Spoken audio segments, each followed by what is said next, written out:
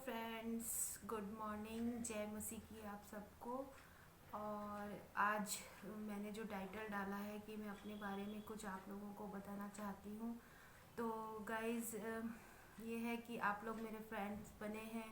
अभी कुछ लोग मेरे से नए जुड़े हैं, तो वो मेरे बारे में नहीं जानते। तो हम जब फ्रेंड्स बने हैं तो एक दूसरे के बारे में जानना बहुत ज़रूरी है। तो ठीक है, मैं यहाँ पे वीडियो को स्टार्ट करती हूँ।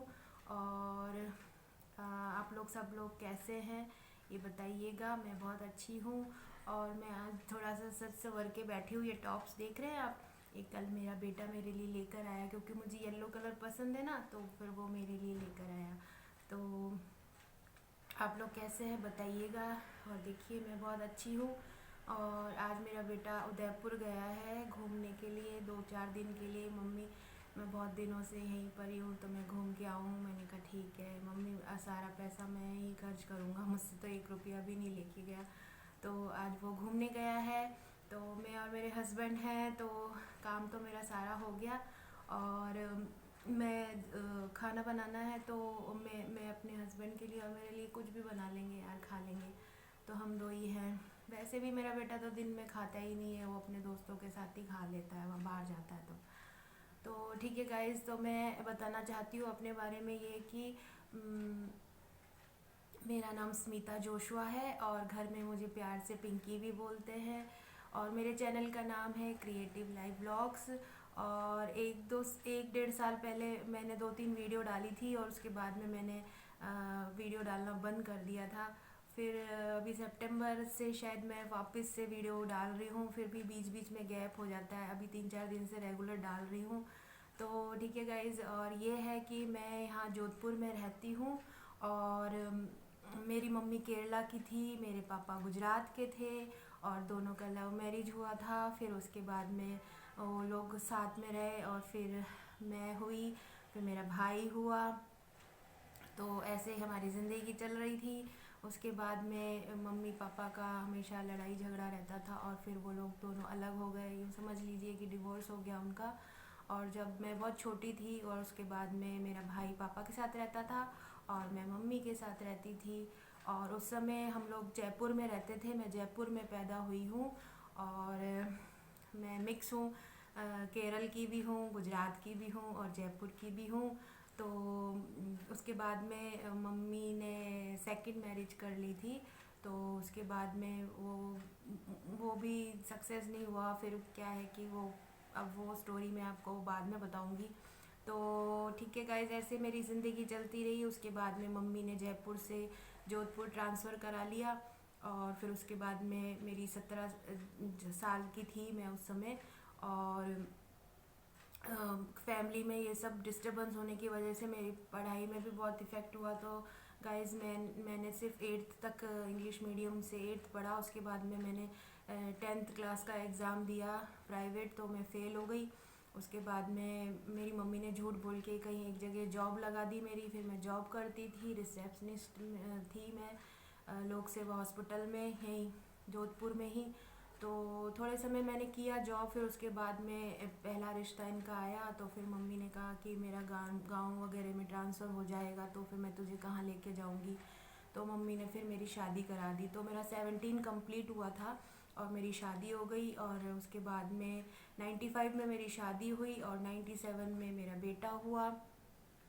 उसका नाम अभिनव है, और वो अभी 25 साल उसके अप्रैल में कंप्लीट हो जाएंगे। और फिर उसके बाद में 2001 में मेरी बेटी हुई, उसका नाम आयुषी है। और मेरे हस्बैंड के बारे में बताती हूँ कि मेरे हस्बैंड मिनिस्ट्री करते हैं। एक्चुअली मैं मिनिस्ट्री से शायद आप समझ नहीं पाएंगे, मैं तो बोल देती हूँ ऐसे कि चर्च में पास्टर है, जैसे आपके मंदिर में पुजारी होते हैं, मस्जिद में होते हैं मौला या क्या बोलते हैं जो भी। तो वो उस हैं, तो वो पास्टर हैं, सेवकाई करते हैं। तो हमारा कोई गवर्नमेंट जॉब नहीं है इनका। तो ऐसे ही परमेश्वर ने अब तक हमें बहुत अच्छे रीति से चलाया है। और परमेश्वर का मैं बहुत धन्यवाद करती हूँ कि एक सुंदर परिवार परमेश्वर ने मुझे दिए, 2 प्यारे बच्चे दिए। और मेरा बेटा अभी BSW कर रहा है, फाइनल ईयर में है। उसका बीच में थोड़ा गैप हो गया था, इसलिए वो लेट हो गया। मेरी बेटी अभी पूना में है, वो BSc कर रही है। तो ऐसा है। तो गाइज़ और भी मैं अपने बारे में बहुत कुछ आपको बाद में बताऊंगी। तो एक और बात मैं आपको शेयर करना चाहती हूँ। कल रात से ही सोच रही थी मैं कि मैं आप लोगों को शेयर करूँ।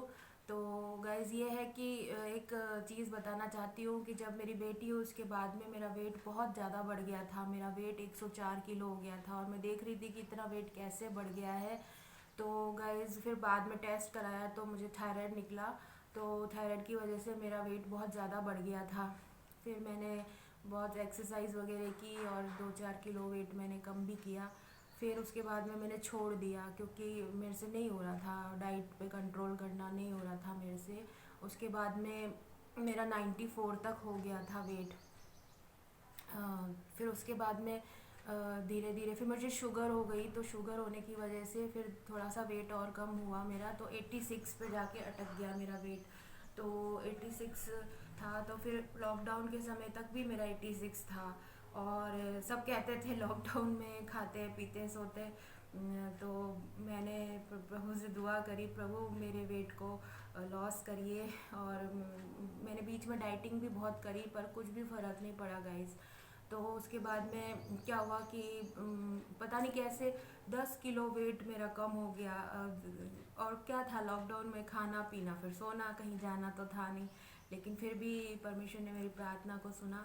और ख़ास करके परमेश्वर हमारी प्रार्थनाओं को गाइस तब सुनता है जब हम पूरी तरह से उस पर विश्वास करते हैं और अब माइंड में ये बिठा लेते हैं कि हाँ ऐसा होगा। तो हमेशा मैं क्या कांच में जाती थी और मैं अपने आप से यही कहती थी, हाय मैं कितनी दुबली हो गई हूँ, मेरा वेट कितना कम हो गया है। तो मैं सब आपको ये इसलिए बता रही हूँ गाइस कि कोई भी चीज़ ज़िंदगी में अचीव करना हो ना तो माइंड में एक सेटअप कर लीजिए कि ये चीज़ आपको अचीव करनी है। और जब आप ये सोच लेंगे ना तो परमेश्वर भी उसमें आपका साथ देगा और है ना वो चीज़ आपकी हो जाएगी। तो वेट लॉस हालांकि ऐसा नहीं है, देखो मोटे लोग भी बहुत अच्छे होते हैं, बहुत प्यारे होते हैं। हमारा दिल अच्छा होना चाहिए, मोटे पतले से तो क्या है। पर ये होता है ना कि जब हम थोड़े हेल्दी हो जाते हैं ना तो थोड़ी डिफ़िकल्टीज होने लग जाती है। तो बस इसी कारण से ही ये था कि थोड़ा सा वेट लॉस करना है। तो यही। और फिर मैं तो अभी भी पता है, अभी भी मैं तो मक्खन भी पूरा खाती हूँ और मलाई भी ऊपर आ जाती तो वो भी खा लेती हूँ। और शुगर है फिर भी मीठा खाती हूँ और सब कुछ करती हूँ गाइस, पेट भर के खाती हूँ। और कभी कभी तो मैं ठूस ठूस के भी खा लेती हूँ। तो लेकिन मेरे माइंड में ये सेटअप रहता है क्योंकि बाइबल में भी लिखा है कि मैं तुम्हें चिकने चिकने पदार्थों से तृप्त करूँगा। तो जब हम अपने बच्चों के लिए कुछ बनाते हैं ना गाइस, तो जब वो नहीं खाते तो कैसा लगता है। तो मैं यही सोचती हूँ कि परमेश्वर को भी कैसा लगेगा कि जब परमेश्वर मुझे इतना अच्छा सब कुछ खाने को देता है और फिर मैं नहीं खाती हूँ। तो यही है कि मैं फिर यही सोच के खाती हूँ कि कई बार क्या होता है कि पहले जब मैं मोटी थी ना तो मैं कुछ भी खाती थी तो मैं सोचती थी अरे मैं इससे मोटी हो जाऊँगी। तो मेरे माइंड में वो सेटअप हो गया था। तो अब मैं ये सोचती हूँ मैं खाऊंगी और मैं दुबली होंगी, मैं खाऊंगी और मैं दुबली होंगी। तो यही है गाइस। तो अभी मेरा 74 वेट है। तो मैं आपको ये इसलिए बता रही हूँ कि कोई भी चीज़ आप अपनी ज़िंदगी में अचीव करना चाहते हैं, चाहे बिजनेस में हो, चाहे घर के काम में हो, चाहे कुछ भी हो, बच्चों के फ्यूचर के बारे में उनके लिए अच्छा सोचिए। उनको कभी बेवकूफ़ पागल ऐसे कुछ मत बोलिए शब्द।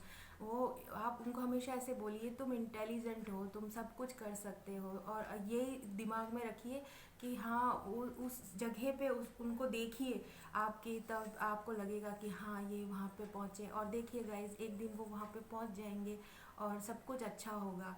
तो गाइस वीडियो बहुत लंबी हो गई है और फिर नेट नहीं है मेरे पास में, फिर मैं आपका वीडियो नहीं देख पाऊँगी। तो इसलिए बाय बाय, फिर मैं आपसे और बाद में बात करूँगी। Okay bye, God bless you all, thank you मेरा वीडियो देखने के लिए, बाय बाय।